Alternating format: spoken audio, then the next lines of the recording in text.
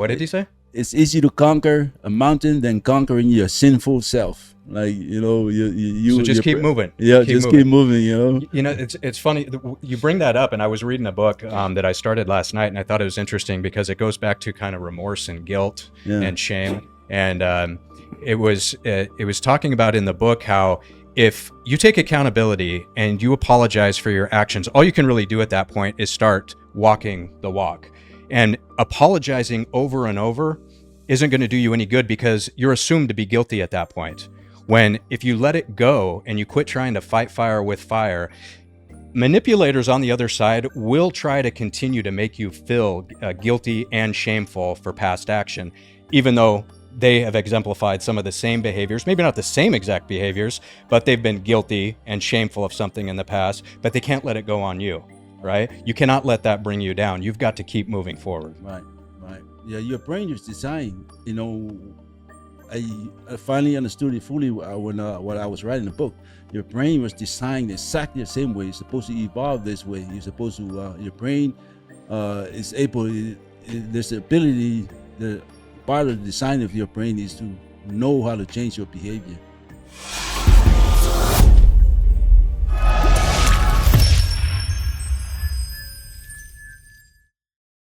Welcome to the Magnificence of the Three. My name is Jason Ford. I'm here with my brother from another mother, Timeout, Taumua. This is where we level up to find out who we are, remember why we're here, and how to do it better. So we're going to start out today with a continuation of Timeout's story. We just want to remind the audience we are seekers. We're not pushing a truth or an agenda here. We're just keeping an open mind, and we figured with over 100 years of life experience, we may as well share some of our experiences with the audience to give them some hope and some faith in life. So Timeout, I know you like to start us out with a short prayer, my man, so let's go ahead and do that. Thank you. Good morning. Let's say a short prayer. Bless our show with Father in heaven, thank you for this beautiful morning. Thank you for adding another day to our lives. Thank you for the presence of your spirit in our lives each and every day. Thank you for taking care of our families. Thank you for taking care of our friends. We ask for your spirit to be with us today as we continue to bring the word out to the community. Thank you again for your presence in our life. We ask all these things in your name. Amen. Amen. So Timeout, I'm going to bring it up because I know you won't, being the humble man that you are, but little congratulations in the order. You got a Person of the Year award for book and category on the Magnificence of the Three. So congratulations, my man. Thank you. There's a fiesta in the making. It's a party at the Moon Tower. Folk Hags. You don't even know what I'm talking about. Did you see Dazed and Confused when you were in prison? Oh, yeah. But one time. You should watch it twice. Be a lot cooler. I love that movie, man. I love that guy. So we're going to cover a little bit about what you went through with your challenges coming over from the States to recap last week's episode. So you come over from Samoa. You're already having some issues with substance, with alcohol especially, and things kind of spiral in your early 20s. You end up incarcerated here in the States, and you end up doing a total of 27 years in the California penal system. And you end up getting out knowing that you wanted to write a book. You wanted to write a book on God, but you didn't really know how to go about that. And it seemed to kind of flow through you because being somewhat uneducated, coming over from the islands, I mean, you were educated, but it wasn't like you had a background in scripture or the Bible or religions in general, but you did read a lot in prison. And so you end up coming out and writing this book that took you 10 years. And we're going to talk more about the rest of your stay in prison, how you kind of overcame some of those challenges, especially, I know you did a lot of time in solitary. You did a lot of time in level 4, which is maximum security.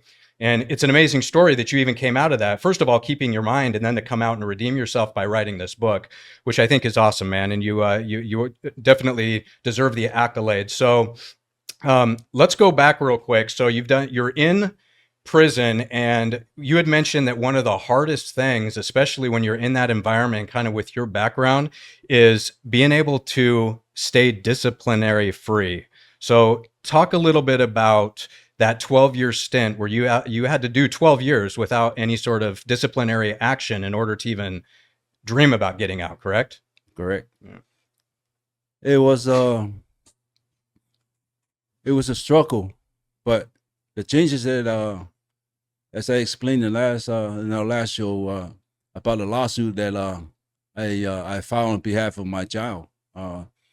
That became the catalyst that changed everything. I had a new program. I actually had a cold. It became a cold but the days before that, I was going through a day just to pass a day in prison. So you're going through the motions, but living, there was no living there. You know, living is when you actually start making plans for the future, and I didn't have any. The only thing because the state had told us none of us was coming home. We're gonna live and die in there. That's our sentence. So everybody lived according to that program the state has set for us. So there was a lot of violence at that time. So a low spirit in the prison system. So, but then I began this lawsuit. I began filing this lawsuit. I was thinking that somebody has to stand up for these kids. These kids that the reason why they became children of life of prisoners was because the state created this program that made it enable us to follow these kids. So when they took it, I took it as a personal goal as a parent. As a parent, you automatically have to stand up for your kid. That's automatic, and that's exactly what the plan that I began, and the changes came after that automatic because then I started. See, whenever you get into trouble, they send you to security housing units, and when you do, you lose your property. They send your property home, and that's the risk I didn't want to take when I started working in this case because all my legal work, all my legal papers in my property, and there's a risk that I would end up losing all this stuff. So that's one of the things I was thinking of when I see that there's a problem and I need to confront that problem. It may end up in violence. I consider that this is one of the first things I consider is I'm going to lose my property, have to redo the stuff all over again. I'm in the middle of a lawsuit now. So, but that began the process of, so now I'm living. That's how I was thinking at the time. Now I'm living. I didn't really knew what I was doing then, but later on, when I got out, started evaluating my past. Then I see where the changes began was this. Was the fact that you had to file a lawsuit and had some sort of a purpose? Yes, that's exactly what that was. You know, it was a purpose. It was I started evaluating, considering like I still got in trouble after, but I started evaluating the differences between how serious this incident, how serious my reaction is going to be here, or is it can I live without confronting the problem? And most of the time, that's what I did. I lived without confronting the problem, and it worked out because then that's how I slowly became disciplinary free. And so in 2002, I went to my first parole board. 2002, you said? Mm-hmm. Okay. I went to my first parole board, and I just had a confrontation with a staff, like a couple months earlier, and when I went in there, and the parole board goes, you had to be, everybody you came in with are in level 3 and level 3s, and say he had to be retarded, that kind of like the words they told you got to be stupid or retarded, man. You're still here for some reason. You just had a 115 and you expect us to release you. So I took that as I took that to heart, it became my challenge. Just like it's a different kind of challenge.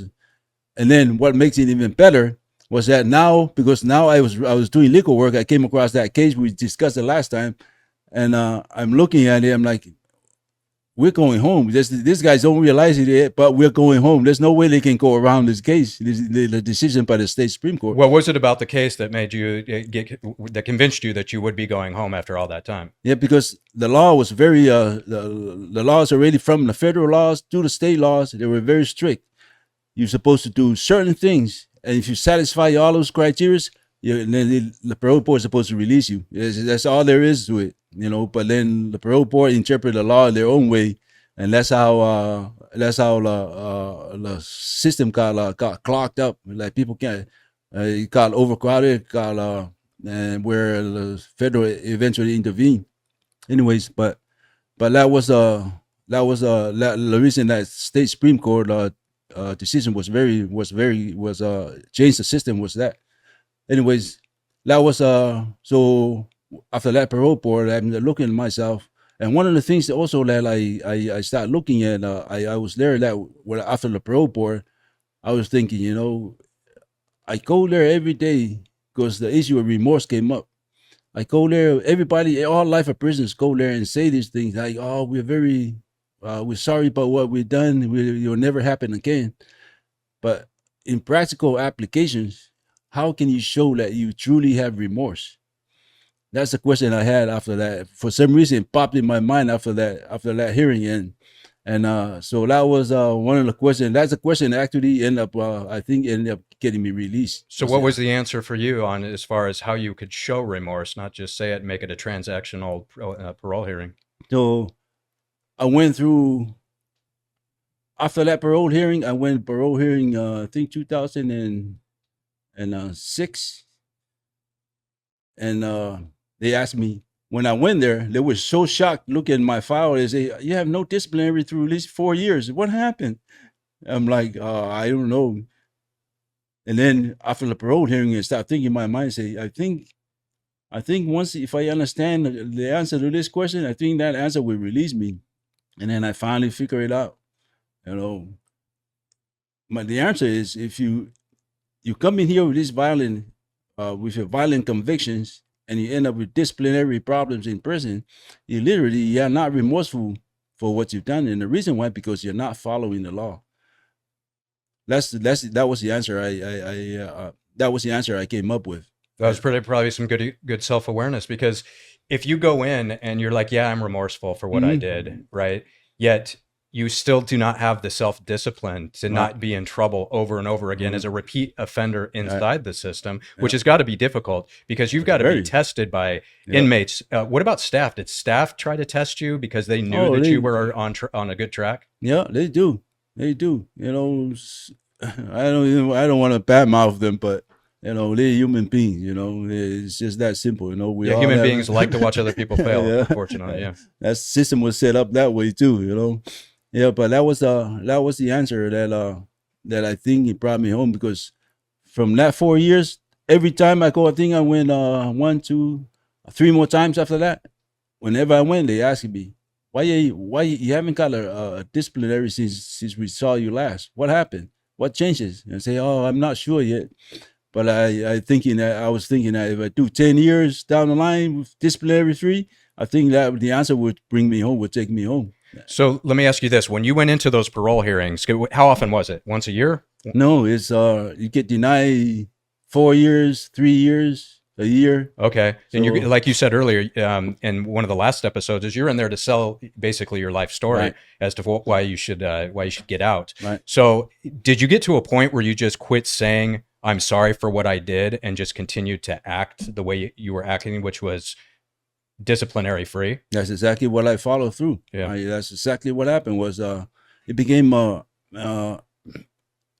see, in there, I know you guys watch some movies, and it's actually, some of that stuff is true to life. People will always challenge you. This is their world. The world of inmates is, this is how you measure your manhood. You measure with violence by confronting other people. Half of the people in there around you, or more than half, are gang members. This is their world. Violence is their thing. So you're always confronted with these people.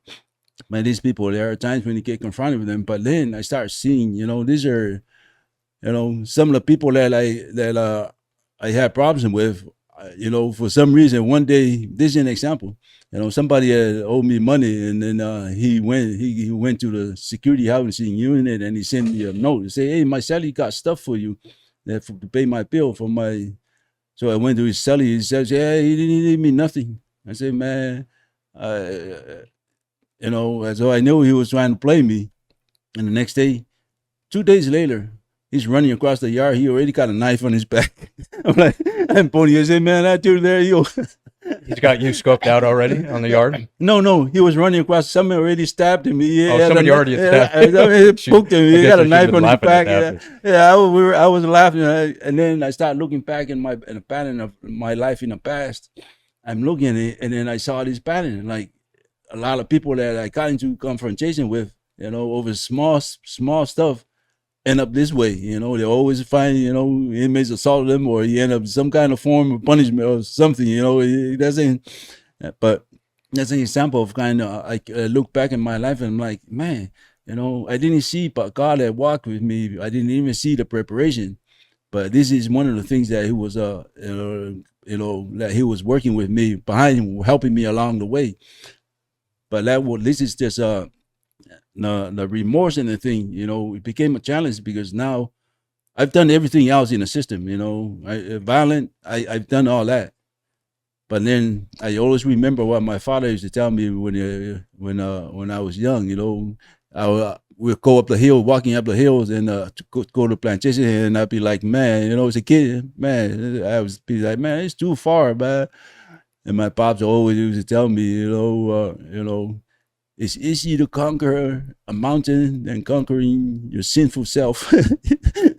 My pops, he was funny, but he would say stuff like that to me. It's easy to Wait, run that by me again. What did he say? It's easy to conquer a mountain than conquering your sinful self. Like, So just keep moving. Yeah, keep moving. It's funny.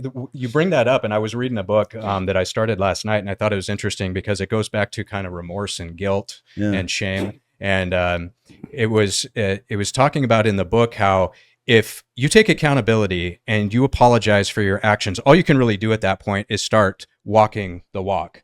And apologizing over and over isn't going to do you any good because you're assumed to be guilty at that point.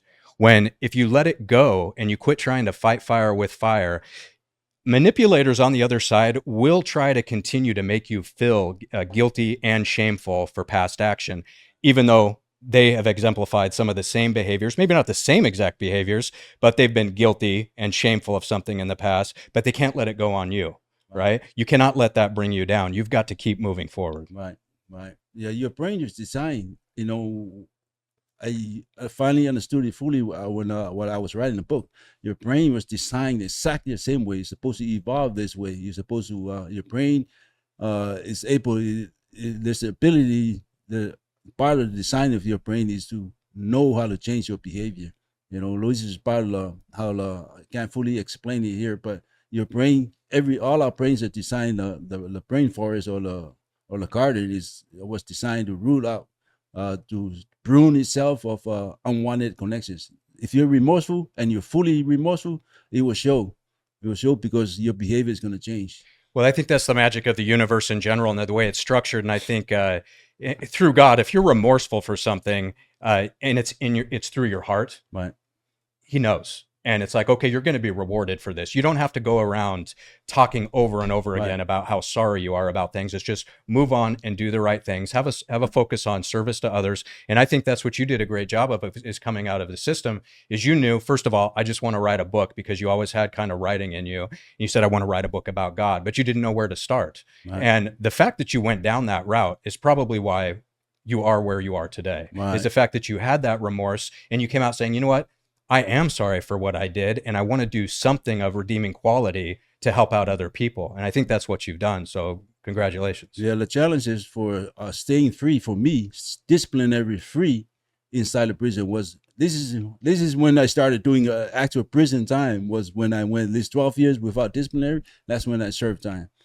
That's the actual. No more playing around. You've got to be on guard, online. You got to be disciplined. You got to, if you're gonna change yourself, you gotta. There's nothing. I'm looking around the system. I'm like, this is nothing. What people are doing outside, paying bills, raising children. Now that's life, and that's what we don't have. So dealing with these little minions around me, that's nothing. I've been there. They're not at my level, so I ignore a lot of stuff. But sometimes I find myself crying in the cell because there's that violence just sitting there. I want to burst out, but couldn't do it because now I got a cold. I have a cold, and it's it's a blessing. Like I look back and I see how God has set the path for me. With this case, once I started this case, everything changed in my life. This is where you learned how to type. You learned how to go in and do the research, and you started reading the law. And so that sense of purpose is what got you through, which makes sense because other than that, you could just float and do your time. And floating and doing your time, I can't imagine the hours upon hours that you have just a bad neighborhood of your mind going on. That's just going to manifest more negativity. Did you ever get to a point where you kind of stepped outside of yourself and looked at what was going on around you is almost a game going on that you had to step outside and go, this is what's going on and this is how I have to stay in my lane because I see how I'm being antagonized in these different areas. Oh, you see, these are, around you is the worst of the worst. They're not there by accident, They're not there by that. These are the worst of the worst. They pose a serious threat to society. They pose a serious shit to each other in there. So every day, what I did when I started this project was I started evaluating, like I was saying earlier, start evaluating which one is serious situation where it's worth getting into trouble for and which one isn't.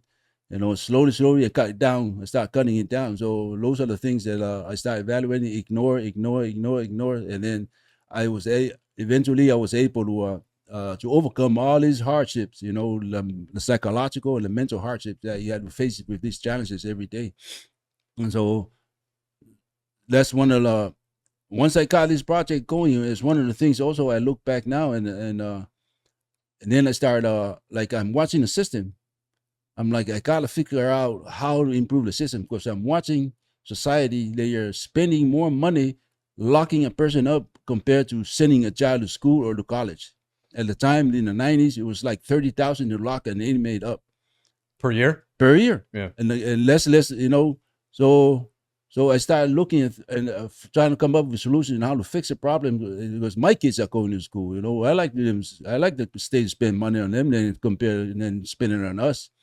So I started putting proposals together and send out to people, send out legislators like we said the last time, and these are problem solving things. I'm spending time looking for solutions to solve problems, and that contributed. The book here was the same. It came out the same way. They're looking.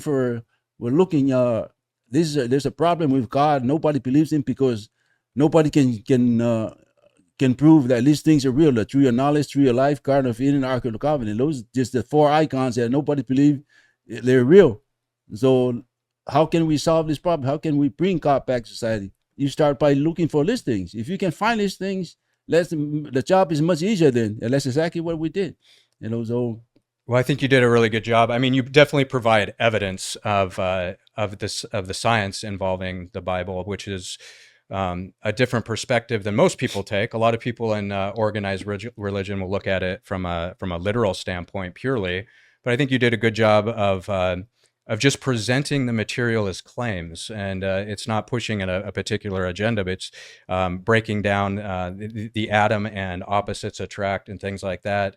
And going back real quick to back up, and then I want to kind of get further on into what you did in some of your further research in law is, I'm a firm believer that the outside world is a mere reflection. So what you put out is what you get back. Did you find that when you're incarcerated and you started to quit looking for the problems and just ignore and move on and stay in your own lane, that those problems actually just started to fade away and you didn't encounter those problems much as time went on?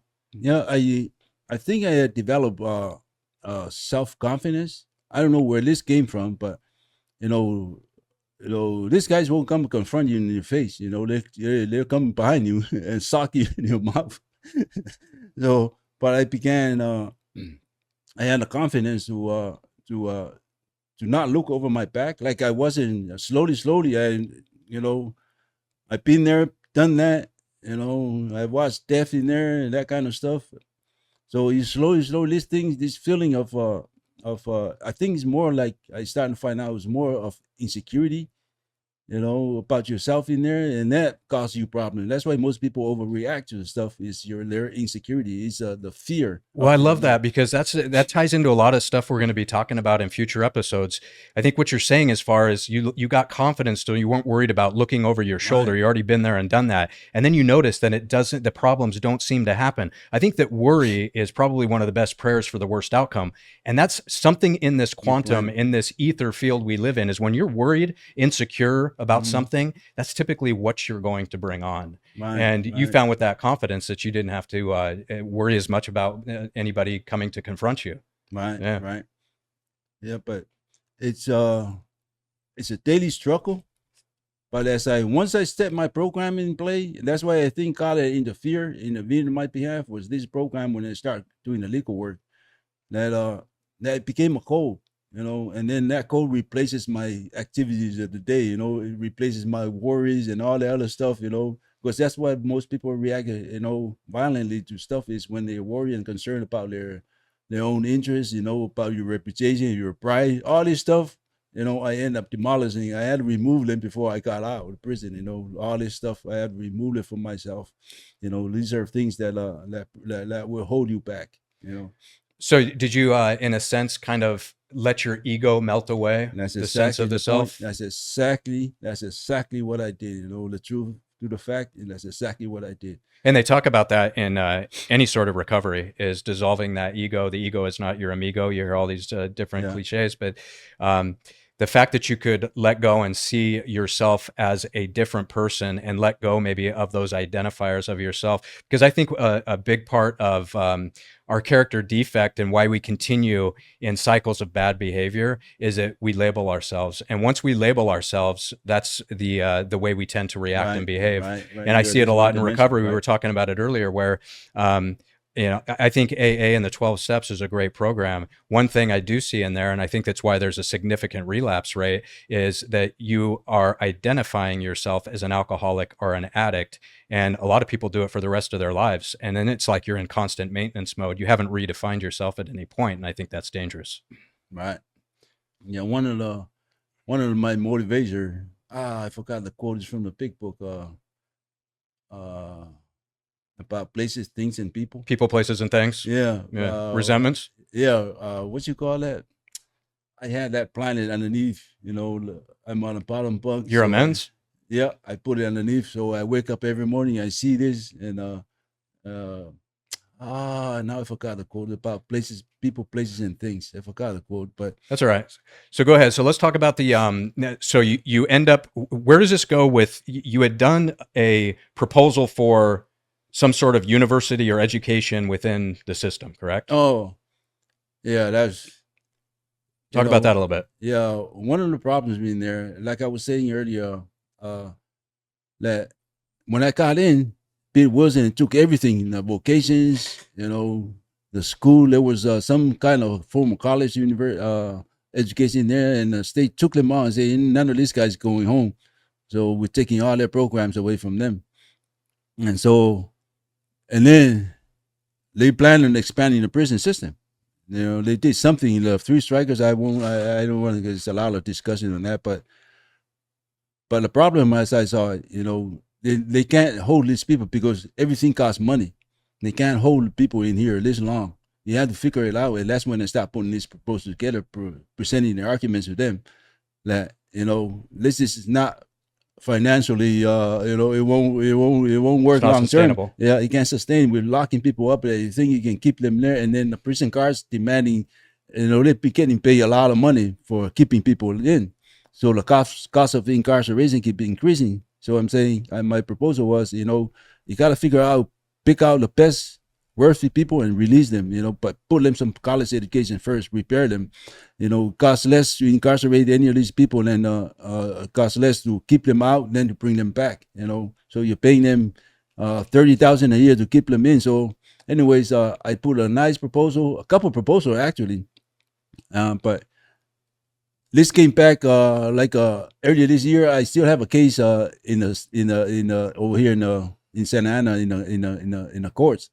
So an appeal on my conviction. So I went there one morning, and the judge said good morning. I sat down, said good morning, I sat down, and the first thing he goes, "Hey, I'm very impressed with your last hearing." I was like, it kind of threw me off the loop because I haven't thought of this stuff in a while, over 10 years. And it goes, "Oh, thank you. What about?" And it goes, "Hey, what did they do? Did they do anything with the college program? Did they bring a college program in?" He says, Yes, they actually did. So, congratulations. I like that, So let's recap this. You go into a case in Orange County 10 years after you're released. Right. You get the same judge. No, this is a different judge. Is a judge. She just saw your previous my previous hearing and said that she was impressed with the fact that you had developed some sort of a proposal. Yeah. And then you find out that they actually implemented something. Yeah. Oh no, when I was in there, they start bringing the college program back when I was still inside.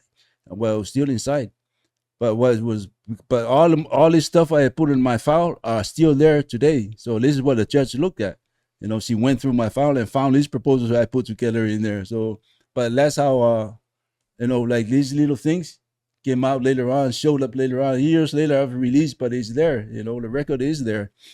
But these are the kind of things that end up, when I started this project, I had the tools, I had a typewriter, you know what I mean? A simple tool, and I end up changing as a person inside just with a simple tool, just a typewriter, make it easier for me to draft out stuff and send it to Probably made time go by a lot faster too when you're sitting in front doing that, and your mind, like you said, is focused on a goal. You see some sort of intent and some hope for the future. So, is there anything else you wanted to add to that before we go to kind of your actual going into a parole hearing, your final one? Was there anything else you wanted to add before that? Oh, there's a lot more stuff I did, a lot more stuff. But one of the most important things that it was for me was all this stuff I was doing after while I was doing the book, and then I finally understood everything that I went through. Like even this thing, doing a proposal together, I didn't realize that I was preparing, because this is what this book is about. It's a proposal, is of ideas of what these things are for, why they were meant to be there, and why they prove that God is the truth. But one of the most important things that you just mentioned right now, because it passes time, but what happens was, even though my body was in there, my mind was not. My mind was free. That was and that's helped me a lot more process the environment, a lot more that end up in my release. Yeah, I was talking to another one of my buddies who had done some time, and he was telling me, I can go anywhere in my mind on a vacation. He works so much now, he hardly ever gets to go on vacation. He goes, that's okay. He goes, I learned to go on vacation anywhere in my mind. I don't need to take 2 weeks off. No, that's excellent. That's exactly. And you mentioned that books had done that for you too, because you're like, I can go anywhere by reading a book, somewhere different. Yeah, somewhere different. So let's talk a little bit then about going into this final parole hearing, where you had been told, because you were still in contact with your wife who had stayed with you this whole time in prison, and you had mentioned that you were going to go on the parole hearing. She had told you to say a prayer before going in. Let's talk about that whole scenario and kind of your thought process going in, and kind of what happened as you walked through that door and into that hearing. Yeah, so I finally got to a level 2, and which is, for the listeners, level 2 is what? That's like the lowest level. That's level 1, level 2. This is the lowest level you can go in a prison system, from level 4, 3, 2, and 1. As far as security Okay. So I finally got there, and then lifers were really beginning to get released, and I was looking at myself and saying, listen, I have a good chance of being released. Now, the challenge for me was, because I didn't even really have any skills, because they took the vocations from us. I have a little bit of skills, but nothing to come out here and make a living off it, So I'm thinking to myself, what am I going to do when I get out? And then my dream that I've always had since high school was getting published, popped up, because I've tried writing in prison, and some short stories, and the inmates love it. They say, man, you gotta finish that story up. So I kind of, I kind of understood I have a little bit of skills somewhere, that even inmates like, inmates don't like anything that's done by anyone that that looks decent to them, But this guy, they love stories. So anyways, that's when my dream, start planning my brain what I was going to do. I'm going to come out and write. But what am I going to write about? And then I remember this feeling when I got to level 3, right? I got level 3, level 4. I was in level 4 for 21 years. And I got level 3. In level 4 is everybody, a lot of us are lifers, a lot of killers, a lot of violent people are there in level 4s. But you ended up in level 4, though. Tell us real quick. You ended up in level 4 because of incidents within prison itself, correct? So essentially, you get to maximum security, and so now you're down at level 3, level 2. Yeah, these are lower levels where most of the inmates are not lifers. They're not convicted of murders, or they're violent robbers, burglaries, and burglars, a lot of gang members. So when I got there, I'm looking around. This is my first time in level 3, my first time around this class of inmates. And then for some reason, I began afraid. I actually start looking at this case, I'm not afraid for myself, but I was very afraid for society. I'm looking at this case, I'm like, man, how does society deal with this kind of generation? And there's millions of them. I'm like, man, this guy's that's the first thing that came to my mind. Then the only solution is we have to prove that God is real. These kids have to come to understand and know that the God there was a creator, and this is how He created mankind. This is what we're supposed to do, And so that was the first thought that came to my mind, and then I started thinking about it, and I said, you know what? I know what I'm going to do. Since these kids, the young generations now follow evolution, they prefer evolution over science, over the church, because the church is not the church we know from the last 20 years have been behind a lot of these wars in the Middle East, and these are the kind of things the kids watch. They're not stupid, we treat them as idiots, but kids are watching this stuff, and so they don't believe in this stuff anymore. So they more go to science. They think science as facts. So my goal was then to say, if God is real, that means He was a scientist. We look around the environment, just looking at how the trees, how the air we breathe, everything is like organized in an organized order. So there has to be a creator. And he if this God was real, that means He left the record somewhere. The record is there, but it's in science. We have to look in science for that facts. And so my goal then was to find 10 pieces of scientific facts that prove that God is real. That was the initial goal. And that's what I actually started doing the research, the last months before I came out of the kind of facts I'll be looking for when it came out. So then I went to the parole hearing, and I had this experience I was sharing with Jason, and So before we talk about the experience, not to interrupt, so let's go back and talk about how you look back now and you see almost 30 years going through all that time for what? You get to a moment where you get down to a lower level of security and you're like, a light bulb goes off. Here's how I can go out and do something good for the world. Is I see absolutely no God within these younger people coming in. And I'm sure most of them had the I don't give an F attitude, right? So you decide, I'm going to go ahead and try to relate to what I perceive society to be on the outside now, which is more science-based, because they've seen the hypocrisy in organized religion and all the war and violence and everything else, and not to mention the fear instilled among people of guilt and shame, etc. So you decide, I'm going to write a book that is evidence of God via science. Right. Okay, so that's awesome. So then you go to this parole hearing. That's where I'll let you take it then. Yeah. The day before I went to parole hearing, I called up my wife, and my wife had told me like a week earlier, say, make sure you recite Psalm 23 before you go to the hearing. And he goes, yeah, okay, So that night before the parole hearing, I called her up, and she goes, why don't you recite with me Psalm 23? And I go, I already know. I didn't. You didn't even know Psalm 23. No, I know what it was, but I didn't memorize it. I didn't memorize it like she wanted me to do. So we got into it, and I said, "Man, I'm not stupid. I know this stuff, though." So I went that night and memorized it after the conversation. But we didn't end the conversation very well, though. So I went to the hearing. So I was sitting in the cell. These hearings, you're selling your life. This is your life. You're not selling, you're selling your very life. You're trying to sell these people that you're a better person, this and that. And I was laying there. I had anxieties. I was worried. So I laid down, said my prayer, and then I remembered Psalm 23. So I sat up and recited it twice. And I'm like, oh, and I felt so good after that. I think it was more. I was more for my wife than for me, but I felt very, very good after that. I say, oh, I think I'm going home today. So the guard came, unlocked the door, and walked me. It's only like 10 steps to the door of the parole hearing room. So I walked out. He opened the door, and I took my first step inside.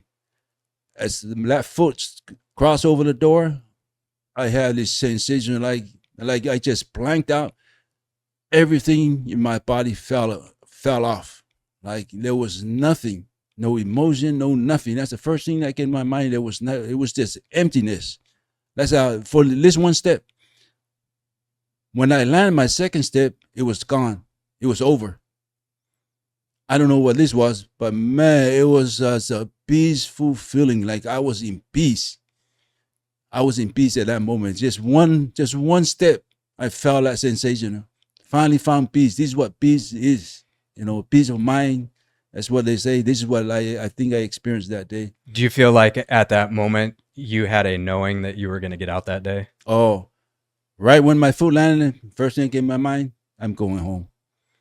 I look over to the parole board. I think we discussed this earlier. In one of the okay. episodes. It's a good story. Yeah, I looked over, and there's always two people. There's a commissioner and his deputy. So the commissioner was looking down. He wasn't looking at me, but he was looking down, writing. All I see was this guy with long hair down to his shoulders, black long hair down to his shoulders. And first thing that came to my mind was, man, this might be Jesus sitting there. Did he have an aura around him? No, was he wearing a robe? It's unusual to see this guy with long hair. Most of the parole board are white men, old men, crew cut. Like you said, they look like me, man. I took offense to that. Bald head, former police officer, yeah. Marines, and all that. So but then this guy was different. Like this guy was, it turned out that he was a Turkey. He was a Turkish guy. Ethnic. Yes. And he had long hair, so he looked up and said hello and said, man, I'm going home today. And then we went through a hearing, and that's one of the questions they asked. Why were you disciplinary free all these years? Why all of a sudden you changed your habit? What'd you say? And I say, I finally understood the meaning of remorse. It's a good answer. You have to follow the law. This is the only physical way we can show that we have remorse is follow the law. You can't just say sorry and then you do something. You repeat the same behavior over and over again. So there's no remorse in it. In that. So, but the hearing was like an hour, 45 minutes, and I was out. So kind of took you home too, based on what you've told me about the Samoan culture, because you had mentioned that the culture is very big on remorse. Oh, it's one of the things that that's one of the mystery about the universe is how did every ethnic group come to believe there's a higher power? And I included this in the book. And what we all have in common is emotions. That's what everybody has in common is emotions. Emotions is now science has come to find out that knowledge is rooted on emotions, depending on the emotions that you use. So when my people, they're very family oriented. So they came up with this idea that I can understand it now, that they developed this culture about forgiveness and remorse. Be remorseful and be forgiven. So if you commit something wrong, like you kill somebody's family member, you're supposed to go there, offer yourself, offer your life. You cover yourself up. You go with your family. Your family sits around you. You cover you're up. Go and this is how your form of expressing your remorse for the family. So you go, you give up your life. Whatever the family decides to do, they cut your head off. That's it. Justice served. You accept that. Yep. And so most it's never been known for a family to not forgive, but that's the meaning of forgiveness. That's how my family developed that culture of forgiveness and remorse. So when the Christians came over, when Jesus landed over, my people found out, oh, they have this here too. But we developed it thousands of years before, thousands of years my people have lived. This is part of their culture. So this is one of the things that common. One of the things in Common Lab shows this how emotions work across the globe. Here in Israel, in the Middle East, Jesus showed up and showed this and said, you got to do this. Is God, the Old Testament, emphasize the burnt sacrifices to develop these two emotions. So, I was thinking about that as different aspects, different ways to look at it, different perspectives. You could almost look at if you're truly remorseful, which I know you probably ran into people in prison that had done things that they were truly, truly remorseful for. It's almost like the family could make the decision to actually cut off your head, and that may be mercy on you because It is just so painful to live with. Right. So you end up getting out. How much later was it that you ended up getting released from after that parole hearing? 28 years. 28. After the parole hearing, how long did it take before you were actually physically released? Was it 90 days? Yeah. 90 days? Yeah. Tell the story about since you came in as an alcoholic, there was a stipulation. In order to get out, you had to have a sponsor, which a Oh. sponsor through Alcoholics Anonymous is basically your mentor, takes you through the steps, Right. etc. And then you're supposed to go and be a sponsor and take on sponsees. So you had to find a sponsor before you got out of prison. Tell that story, because if you wouldn't have gotten the sponsor, you would have been waiting Right. around. Right. So one of the requirements for us, if you come in there and your past include alcohol or drugs, you're supposed to get a sponsor to for you to that's one of the requirements for release. That's what they told me. So one day it's hard to find sponsors. There's people, but nobody wants to interact with us. Nobody wants, they say, "Oh yeah, we want you out," but Yeah, you're the others. yeah, nobody wants to help us out though. So one day somebody came over and say, "Hey, here's your address. You guys one of the AA programs in there. We were in there and say, this is an address. There's a group of men out there that would like to, got no problem sponsoring inmates." So it was like about 10 or 12 of us took the address and we wrote letters, and say, "Oh, just send it out the letter, see what happens." So I had no knowing, that he's gonna come back, but it was like 3 or 4 months down the line, I got his letter, and it was this man. And later on, I met him down later on. But when I got the letter, he said, "Yeah, I'm willing to sponsor you." So I was so shocked. But when Getting released was contingent upon this. Upon this so release. you're like, okay, I can get out. Yeah. But does anybody want to actually even sponsor me for being an alcoholic Right. 27 years ago? Right. So it was one later on said, "This is a signal that I am going home." So out of all these people that sent letters, only one came back, and that was my letter. Oh, that's That was- crazy. So I met this guy Curtis, my buddy Curtis. He passed away last year, but man. Oh, yeah, but there's no God. That's all coincidence. Yeah. This guy, he came. He literally came like 3 times to visit me in Blythe. So he told me the story. He said, "Yeah, we went to the meeting, and somebody said, hey, there's letters over here from prisoners. If you guys want to sponsor anyone." They was just in a basket, and the letter he picked was my letter. Oh, That's like, an awesome that story, was- dude. Oh man, this So guy. he just happens to pick yours. You're the only one that gets the response. Yeah. And then you get out and you write a book over a 10-year Yeah. period. This And guy here now was- you're just getting awards on it left and right. This guy here, he was in prison, got shot by the cops. He was in prison in the 70s. And he came out, this guy influenced like alcoholics down here. And since then, in the 70s, he never went back to prison, but he was all over the place. And this was the thing, alcoholic. And His thing was to go out and serve others. yeah, that have been through it. Yeah. the group is Long Beach Men's Group. So look for that. These are men with this Is he problem. still around? No, he passed. Okay. I wish you had met him. Oh, this guy was an awesome guy, man. He was one of those guys that, that Jesus was talking about. This is the kind of man that Jesus was talking. You go out, you feed the homeless, visit the poor, visit those in prison, visit the sick people. This is him. This was him. Yeah. This thing, this was successful. I consider him a very successful man, in that sense, Yeah, very few walk that walk where it's like, Right. oh, I want to be more like Christ. And then it's like, Right. well, are you actually going out and Right. doing it? Exactly. This Yeah. guy was. I mean, he picked That's all cool, the man. letters. There was a basket full of letters. He picked mine.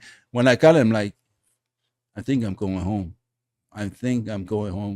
And this was a sign right here. That was the first one of the first sign that gave me the confidence, That's phenomenal, dude. So we're coming up on time. Let's talk about then real quick. So you get out and you've decided that you want to write this book on at least 10 pieces of scientific evidence about God. It takes you 10 years to write the book, and you end up getting it published last year, correct? Yes. Okay. 2023, yes. And you won numerous awards on it, which is awesome. And it's a great, I think, different perspective on how to break down the Bible if you're not necessarily looking at it as all literal. The development of emotions, development of the brain, the Old Testament versus New Testament. And for those out there that, like me, I was borderline atheist. I was agnostic at best before I had an experience where I think I was more of a blank canvas, which was a perfect candidate for Right. to have an experience similar to yours. We'll talk about it later. I'm not going to get into an experience now, but it was like literally in one moment, my whole perspective shifted 180 degrees. And, I wish I would have had material like this when I was younger, because I was very science-based, and I would have been like, oh, now I can have a reason to kind of logically break down the different parts of the Bible and get a perspective that I can relate to. Because what a lot of people do is they just run from God altogether because they see the hypocrisy in some of the organized religion, and it's basically creating the opposite of love, which is, the fear and the anger, the resentment. And so this is a great piece as far as breaking down. And you had mentioned you're going to try to break this down into possibly 2 or maybe even 3. I think it could probably be 3 books. That's going to be up to you. And so what are the plans from here then? Oh, let's the awards, as I was saying earlier, I know they're based on the marriage because it's badly structured. This is I'm in experience. I only paid one editor who was a line editor. I couldn't afford anybody else. So it's badly edited, for sure. And the structure is bad. So the awards can't be that bad, dude. If you got like 7 awards on it, it's the marriage. They can't ignore the marriage. Yeah, the merits of the book. The merits of the book. So, but the only reason why this book was made possible was that experience I had in the parole board. That was, I call it something, the download. Was the download. You and I said exactly the same thing. Yeah, you asked me the first day we met, you go, what was that? You saw a picture of the back of my book, and I just write on there briefly that I had a kind of a white light experience that changed everything. You said, what was that like? And I told you, I go, it was a download. And you go, dude, that's exactly how I explained mine. Yeah, it was a download. And that changed your whole perspective. And we both have similar stories on writing our books. Is like when you go back, I've only read my book once. When I go back through it, I'm like, I don't remember writing some of this. And you said the same thing on this material. It just flows through. Yeah. You can tap into that infinite intelligence that's out there, and if it's meant to be, that you'll see the synchronicities and the perceived coincidences flow right in front of you. But it's amazing all the time that you had to wait in order for this to happen, and you should be proud of yourself. I know you're a very humble human being, but it's a huge accomplishment, and you did it out of your heart, because I know, when we started doing this podcast a few months ago, you're all about, I'm just the messenger, which is great. We're not here to push any agenda. It's just if we can push a message that helps people, then great. To each their own. It's like going to a buffet. You go and figure out what you'd like to eat, and hopefully it fills you up. But if you don't like the macaroni, go to something else. Right. Did you want to wrap up with anything else before we close out? That was a short of my story. I probably won't be talking about it again, but our brain was designed to adjust for survival purposes. This is what God called it the Garden of Eden. But your brain, the human brain, was designed to evolve, to adjust, prune itself up or old connections. So whatever you've been in the past, it can redo it. Your brain is able to. This is how it was designed. It's just nobody here. Neurologists understand it. But they don't go out here telling people that. I'm not sure why they're not. The average person needs to understand this. But the brain was designed to adjust itself. That's what happened to me. That's my story. That's prune out the bad network connections. Yeah, prune out the old connections and regrow yourself, redo yourself over. And we have that ability today. It's just that's exactly how the brain was designed from the get-go. It was designed after the atom magnificence of the 3, because the atom can also regrow itself. It can change shape, transform into a new element. Into a new element. Yeah. And that's the design of the brain. Everything else was designed after the atom. So we just gotta understand it more. And hopefully that's what we're going to help the audience with, at least people that are seeking it out, because I didn't write a book on going through alcoholism to glorify it and, hey, look what I went through. It's not unique. But I thought, well, if I was kind of a poster boy for somebody that's going to have what you see on paper as everything with material things, but then yet have such a void inside that I fall into alcoholism, maybe I should write about it and what I learned about. Right. And hopefully that helps. Right. And I think that truly the one thing, when we mentioned that download, the first thing that I wrote down, I started keeping journals, was when you serve others, you serve yourself. And then everything kind of stemmed from there. And that gentleman that helped you out, your sponsor, it's exactly what he did the rest of his life. And look what he did. Now you're sitting here. He could be looking down going, look at this, right? So why don't you go ahead and lead us out in a quick prayer, and we'll wrap up, buddy. All right. Let me take this time to thank you, my brother. Thank you for, for joining me in this journey. Thank you for your help. That's all we do. We try to do our best to serve the community, improve the community. The world has not been in peace since my whole lifetime. It's been always in a state of war. always, and today they are murdering the Christians, and the Zionists are murdering babies, for no reason. They don't understand the Bible. They don't understand what's written in there. A lot of stuff is simple. Jesus said to love thy neighbor. Even God, the Old Testament said love thy neighbor for a reason. They ignore this stuff, and but hopefully you can find the time to read this book. If you can, I'm not even trying to sell you the book, but you want to improve the world that you live in, go through this one. Include this in your bookshelf. So thank you for your time. But so today, thank you for showing up. Thank you for listening to our show. Thank you for everything that you've done for community, whatever you've been doing. Love thy neighbor.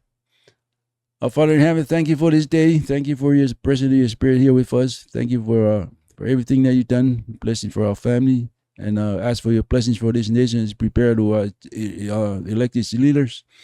This is your nation. Hopefully they'll come to understand it better. Thank you again for everything that you've done for us. We ask all these things in your name. Amen. Amen. All right, folks. When you serve others, you serve yourself. We'll see you next time.